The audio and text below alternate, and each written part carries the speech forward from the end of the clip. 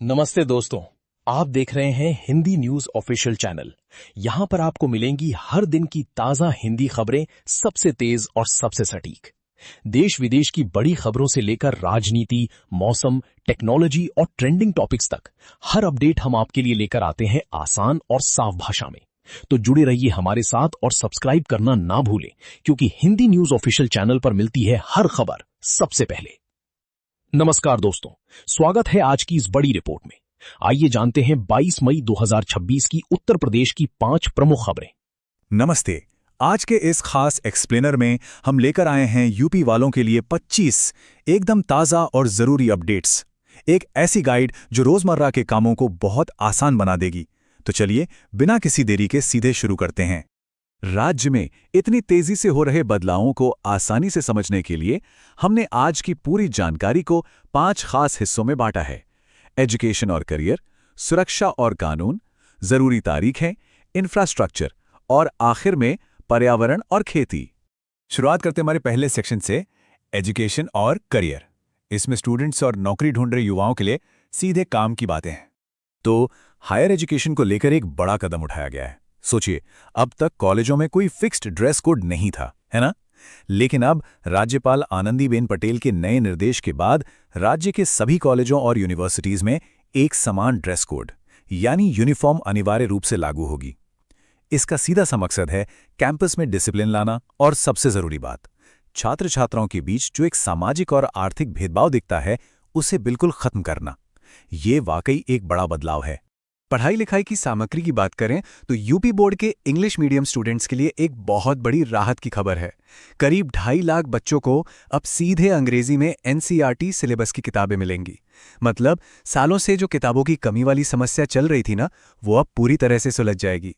अब आते हैं रोजगार पर, और खासकर महिलाओं के लिए एक बहुत ही शानदार मौका सामने आया है। 30 मई को कासगंज बस स्टैंड पर यूपी रोडवेज में संविदा बस कंडक्टर के लिए सीधी भर्ती का जॉब फेयर लग रहा है। और इसमें सबसे बढ़िया बात यह है कि जिन महिलाओं के पास एनसीसी, एनएसएस या कौशल विकास का बैकग्राउंड है, उन्हें सीधा प्रेफरेंस मिलेगा। साथ ही साथ बलरामपुर और हाथरस में आंगनबाड़ी पदों के लिए मुफ्त ऑनलाइन आवेदन शुरू हो चुके हैं। लोकल लेवल पर सरकारी योजनाओं से जुड़ने का ये एकदम सही समय है। और हाँ, राज्य के सरकारी कर्मचारियों के लिए भी एक अच्छी खबर है।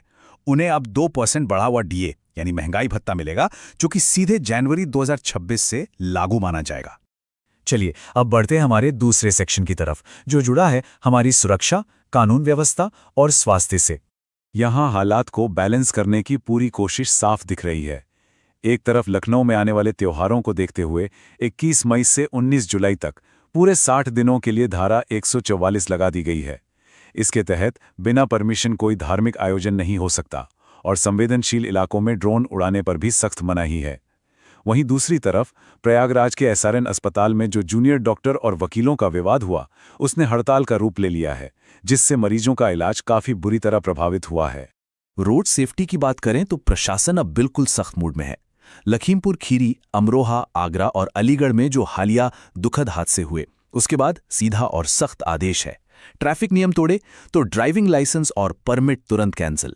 ये सख्ती सड़कों को सुरक्षित बनाने और हादसों को कम करने के लिए बहुत जरूरी भी थी। और ये सख्ती सिर्फ ट्रैफिक तक ही सीमित नहीं है। मिर्जापुर में देखिए, पुलिस ने एक मेडिकल एजेंसी पर देर रात छापा मारकर 13,700 से भी ज्यादा, जी हां 13,700 से ज्यादा अवैध कोडीन सिरप की बोतलें जब्त की हैं। इस बड़ी कार्रवाई में 3 लोगों पर केस दर्ज हुआ है और एक की गिरफ्तारी भी हुई है। तीसरा सेक्शन है शेड्यूल्स और डेट्स का। आइए देखते हैं आने वाले हफ्तों में किन जरूरी तारीखों का खास ध्यान रखना है। ये टाइमलाइन बड़े काम की है। 27 मई और 26 जून को उन्नाव में छुट्टी रहेगी। नौकरी ढूंढने वालों के लिए 30 मई का कासगंज जॉब फेयर तो है ही। फिर 15 जून को बेसिक शिक्षा स्कूलों की गर्मियों की छुट्टियां खत्म हो रही हैं। और याद रखने वाली बात यह भी है कि लखनऊ में जो धारा 144 लगी है, वो 19 जुलाई को खत्म होगी। इन डेट्स को नोट कर लेना सही रहेगा। अब बात करते हैं सेक्शन 4 की, इंफ्रास्ट्रक्चर, यानी हमारे राज्य का तेजी से बदलता हुआ नया स्वरूप। यहां जो आंकड़ा है ना, वो सच में हैरान करने वाला है। पूरे 7 लाख करोड़ रुपए, बिल्कुल सही सुना, 7 लाख करोड़ रुपए के निवेश प्रस्ताव जमीन पर उतरने के लिए एकदम तैयार हैं। हर एक जिले में प्रति व्यक्ति आय बढ़ाने और इकोनॉमी को मजबूत करने के लिए यह सच में एक बहुत बड़ा गेम चेंजर साबित होने वाला है। इस भारी भरकम इन्वेस्टमेंट का सीधा असर भी अब दिखने लगा है। लखनऊ और उसके आसपास के 6 जिलों को मिलाकर 26,000 स्क्वायर किलोमीटर का एक विशाल स्टेट कैपिटल रीजन बन रहा है। सोचिए, रोज की भाग दौड़ को आसान बनाने के लिए एक नया 6 लेन सर्कुलर रिंग एक्सप्रेस वे भी बनेगा, जिससे सफर का टाइम काफी कम हो जाएगा। और हां, युवाओं के लिए एक अच्छी खबर, महात्मा गौतम बुद्ध कृषि विश्वविद्यालय का काम भी इसी जुलाई तक पूरा होने वाला है। इसी बीच अयोध्या में भी कुछ नया हो रहा है। वहां पखौली में यूपी का सबसे पहला फ्लावर सेंटर ऑफ एक्सेलेंस बन रहा है। 3 हेक्टेयर जमीन और 2 करोड़ का बजट। इसका फायदा क्या है? किसानों को मॉडर्न खेती की तकनीक सीखने को मिलेगी और श्री राम मंदिर के लिए बढ़िया क्वालिटी के फूलों की रोजाना सप्लाई भी पक्की हो जाएगी। और अब हमारा आखिरी सेक्शन 5, पर्यावरण और कृषि। विकास के साथ साथ जमीनी हकीकत को समझना भी उतना ही जरूरी है। एनवायरनमेंट को बचाने के लिए एक बहुत ही शानदार कदम उठाया गया है। पहले पूरे राज्य में सिर्फ एक प्रोटेक्टेड वेटलैंड था, गोरखपुर का रामगढ़ ताल। लेकिन अब सरकार ने बाराबंकी, हमीरपुर, चित्रकूट, आगरा और रामपुर को जोड़कर इन संरक्षित आर्द्र भूमियों की संख्या सीधे 17 कर दी है। इसका सीधा फायदा ये होगा कि अंधाधुंध अवैध खनन पर रोक लगेगी और जो भूजल स्तर तेजी से गिर रहा है उसे भी बचाया जा सकेगा। पर देखिए, प्रकृति की अपनी कुछ अलग चुनौतियां भी हैं। 44 डिग्री वाली झुलसाने वाली लू पड़ रही है। हालत यह है कि चिड़ियाघर के शेरों के लिए एसी लगाने पड़ गए और बिजली विभाग के कर्मचारियों की छुट्टियां तक कैंसिल हो गईं। इसी गर्मी की वजह से गन्ने की फसल पर कीड़ों का अटैक काफी बढ़ गया है। दूसरी तरफ 37 जिलों के 439 गांव बाढ़ के हाई अलर्ट पर हैं। खैर, इन सबके बीच गांवों में हेल्थ केयर सुधारने के लिए पंचगव्य पर आधारित गोपैथी मेडिकल सेंटर भी शुरू किए जा रहे हैं। अब इन रोजमर्रा की चीजों के बीच 2027 के लिए पॉलिटिकल तैयारियां भी एकदम शांति से चल रही हैं।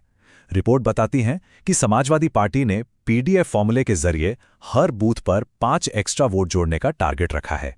वहीं बहुजन समाज पार्टी अपना नया मिशन 2027 का रोड मैप तैयार कर रही है और एआईएमआईएम का मानना है कि मुस्लिम वोटों के सहारे वो केरल की तरह यहां भी एक किंग मेकर की भूमिका निभा सकते हैं।